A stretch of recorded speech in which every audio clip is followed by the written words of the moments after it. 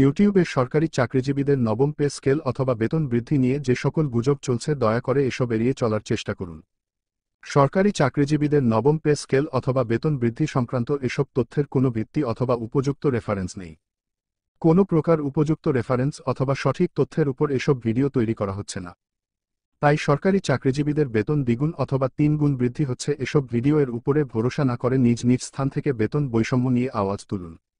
সঠিক তথ্য হচ্ছে অন্তর্বর্তীকালীন সরকারের প্রধান উপদেষ্টা সহ কোনো উপদেষ্টা নবম পে স্কেল অথবা সরকারি চাকরিজীবীদের বেতন বৃদ্ধি নিয়ে কোনরূপ মন্তব্য অথবা বৈঠক করেনি।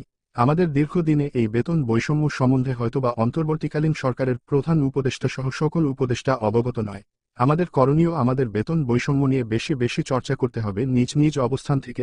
শুধুমাত্র এসব ভুয়া ভিডিও এর উপরে ভরসা না করে নিজ নিজ অবস্থান থেকে দীর্ঘদিনের এই বৈষম্যের বিরুদ্ধে আওয়াজ তুলতে হবে। টিএসসিতে সাম্প্রতিক সময়ে সমন্বয়কদের সাথে 11 থেকে 20 গ্রেডের সরকারি কর্মচারী ফোরামের কিছু নেতৃবৃন্দ বৈষম্য নিয়ে অনানুষ্ঠানিক কথা হয়েছে।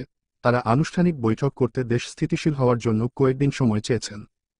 তবে আমাদের উচিত শুধুমাত্র সমন্বয়কদের আশায় বসে না থাকে আমাদের নিজ নিজ কর্মক্ষেত্র থেকে দীর্ঘদিনের এই বৈষম্য তুলে ধরে দ্রুত এই বৈষম্যের অবসানের বিরুদ্ধে আওয়াজ তোলা।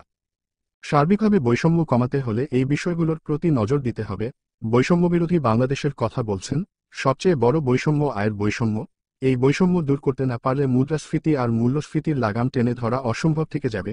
তাই এখনই উপযুক্ত সময় দীর্ঘদিনের এই বৈষম্যের অবসান করার। সকল সরকারি চাকরিজীবীদের মুখে ধ্বনিত হোক সোনার বাংলায় বৈষম্যের ঠাঁই নেই। নবম পে স্কেল অথবা সরকারি চাকরিজীবীদের বেতন বৃদ্ধি সংক্রান্ত সঠিক তথ্য পেতে চ্যানেলটিতে লাইক, কমেন্ট ও সাবস্ক্রাইব করতে ভুলবেন না। ধন্যবাদ।